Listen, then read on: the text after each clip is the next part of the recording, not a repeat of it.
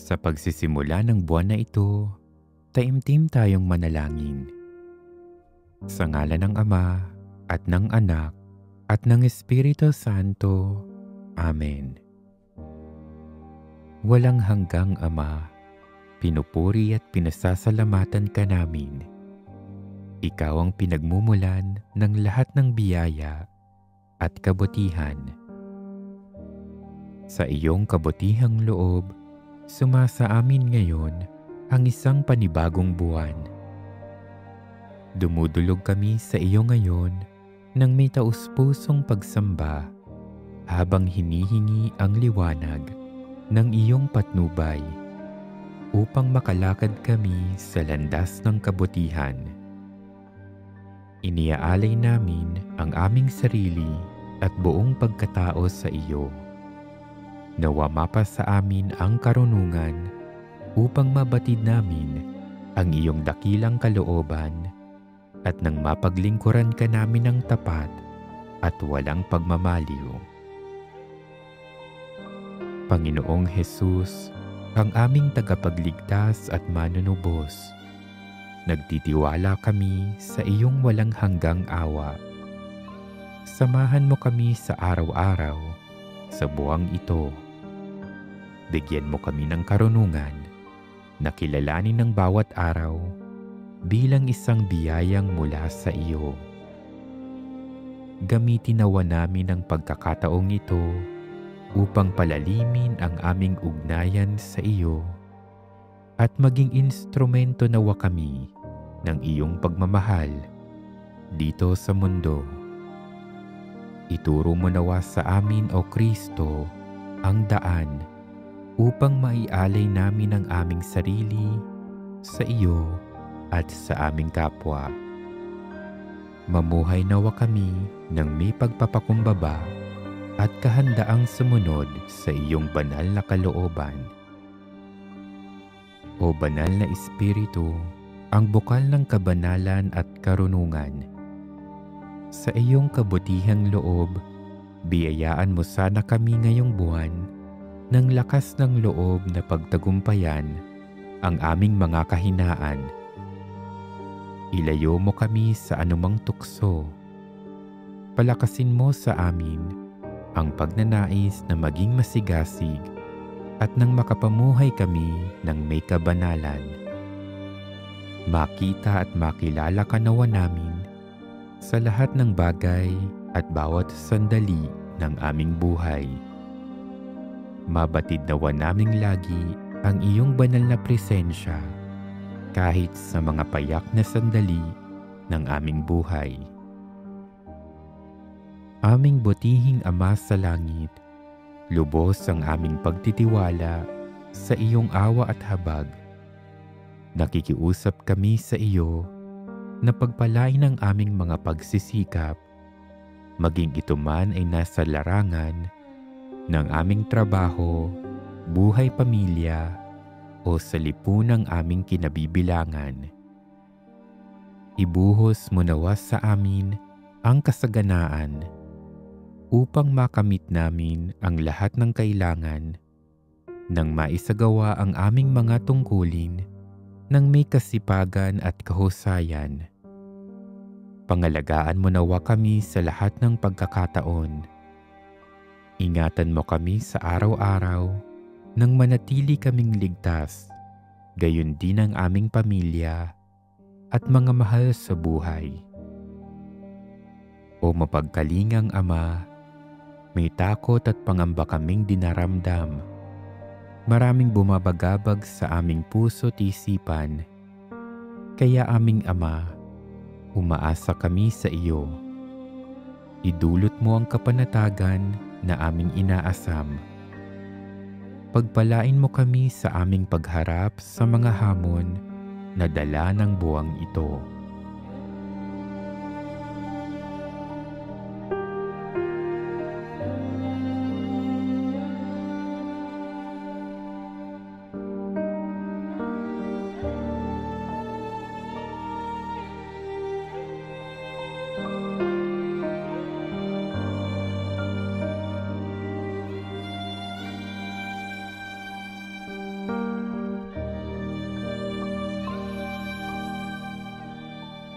Patuloy kaming nananalangin kaisa ng aming inang si Maria.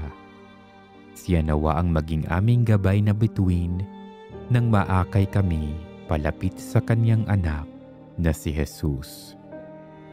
Mapasa amin nawa ang biyaya na matularan siya sa pagsunod sa kalooban ng Diyos at lubos na pagtitiwala sa kabutihan ng Ama. O aming Ama, ipinagkakatiwala namin ang aming buhay sa iyong pangangalaga. Naway ang aming mga kilos, salita at mga pag-iisip ay maging naaayon sa iyong dakilang kalooban at naway mapadama namin ang kagalakan at pag-ibig sa lahat ng aming makasasalamuha ngayong buwan.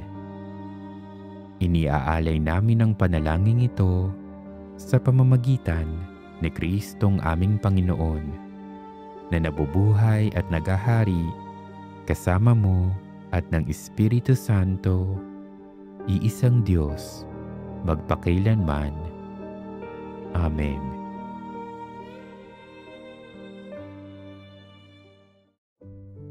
Taimtim tayong manalangin ngayon upang hingi ng grasya at pagpapala ng ating mapagmahal na Diyos. Mapagmahal at mapagbigay na Diyos, Ikaw ang lumikha ng lahat ng bagay. Ikaw ang pinagmumula ng buhay, biyaya at kasaganaan. Buong pagpapakumbaba akong lumalapit sa iyo ngayon at umaasa sa iyong walang hanggang kabutihan. Ikaw ang Diyos na nangakong padadalhan kayo ng Panginoon ng ulan sa tamang panahon mula sa taguan ng kayamanan niya sa langit at pagpapalain niya ang lahat ng ginagawa ninyo.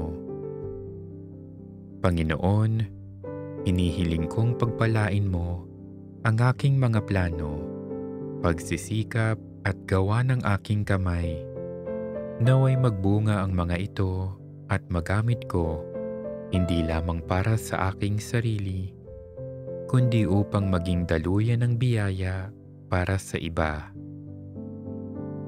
Buksan mo ang aking puso, O Diyos, upang matanggap ang kabuuan ng iyong siksik, liglig at umaapaw na grasya at pagpapala. Alisin mo ang takot na humahadlang sa akin at palitan ito ng malalim na pananampalataya sa iyong walang hanggang awa. Buksan mo ang aking mga mata upang makita ang mga bagong biyayang iyong inihahanda. Buksan mo rin ang aking isipan, Panginoon, upang mabatid ko ang iyong karunungan. Turuan mo akong ipagkatiwala sa iyo ang lahat ng aking plano, sapagkat ayon sa kasulatan, ipagkatiwala mo sa Panginoon ang lahat ng iyong gagawin at magtatagumpay ka. Naway ang bawat hakbang ko ay maging kalugod-lugod sa iyo, at ang iyong kamay ang maging gabay ko patungo sa kasaganaan na naaayon sa iyong kalooban. Buksan mo ang aking diwa at pagkatao, Espiritu Santo, upang tanggapin ang masaganang biyaya na iyong ipinagkakaloob. Puspusin mo ako ng lakas upang maghintay ng may pagtitiis, ng tapang upang sundin ang iyong tawag at patnubay, at ng tunay na kapayapaang di kayang ibigay ng mundo, na susulat nga at buhat sa hindi mauubos na kayamanan ng Diyos. Ibibigay niya ang lahat ng inyong kailangan sa pamamagitan ni Kristo Jesus. Nananalig ako, O Diyos, na nalalaman mo ang aking mga pangangailangan bago ko pa man ito hilingin. Sa mga sandaling ito, itinataas ko ang aking mga personal na kahilingan at pangangailangan sa iyo. Naniniwala na kaya mo itong ipagkaloob ayon sa iyong kagandahang loob.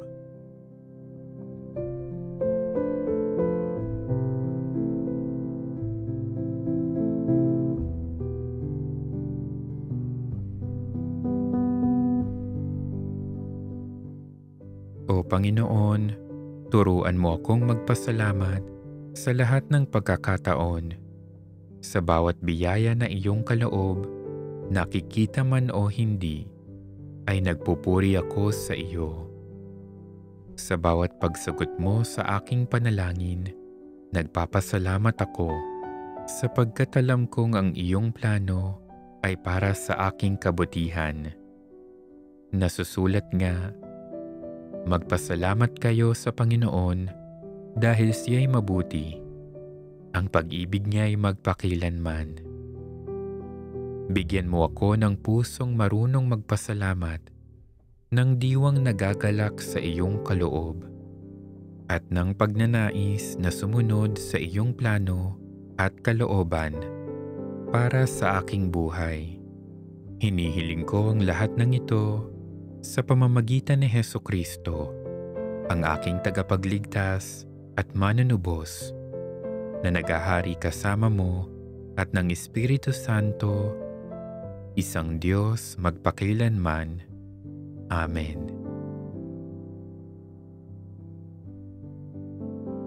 Mga kapatid, ngayon naman, lumapit tayo sa Diyos na siyang pinagmumulan ng lahat ng biyaya at kabutihan. Buong pagtitiwala nating idalangin ang ating mga kahilingan sa kanyang walang hanggang habag at pag-ibig. Panginoon, ibuhos mo ang iyong mga biyaya sa amin. Para sa simbahan, naway patuloy mong gabayan ang simbahan upang maging daluyan ng iyong grasya at kasaganaan para sa lahat, lalo na sa mga nangangailangan. Manalangin tayo sa Panginoon. Panginoon, ibuhos mo ang iyong mga biyaya sa amin. Para sa mga namumuno sa lipunan, pagkalooban mo nawa ang mga namumuno sa aming bayan ng karunungan at katarungan, upang ang mga biyaya ng kasaganaan ay may pamahagi ng pantay-pantay sa lahat. Manalangin tayo sa Panginoon. Panginoon, ibuhos mo ang iyong mga biyaya sa amin. Para sa mga naghahanap ng trabaho at pagkakakitaan, buksan mo nawa ang mga pintuan ng oportunidad para sa mga walang trabaho at kapos sa buhay, at pagkalooban mo ng masaganang biyaya ang kanilang mga pagsisikap. Manalangin tayo sa Panginoon. Panginoon, ibuhos mo ang iyong mga biyaya sa amin. Para sa mga pamilyang nagdarahop, ipadama mo nawa ang iyong pagmamahal at suporta sa mga pamilyang nagkukulang at kapos sa pang-araw-araw na pangangailangan, at pagkalooban mo sila ng masaganang biyaya. Manalangin tayo sa Panginoon. Panginoon, ibuhos mo ang iyong mga biyaya sa amin. Para sa mga may mabibigat na suliranin at pagsubok, bigyan mo nawa ng lakas ng loob at pag-asa ang mga dumaranas ng kahirapan, at takayin mo sila tungo sa masaganang buhay na iyong ipinangako. Manalangin tayo sa Panginoon. Panginoon, ibuhos mo ang iyong mga biyaya sa amin. Para sa ating komunidad, pagyamanin mo nawa kami sa espiritual at material na aspeto ng aming buhay, upang kami rin ay maging biyaya sa iba. Manalangin tayo sa Panginoon. Panginoon, ibuhos mo ang iyong mga biyaya sa amin. Para sa ating mga personal na kahilingan,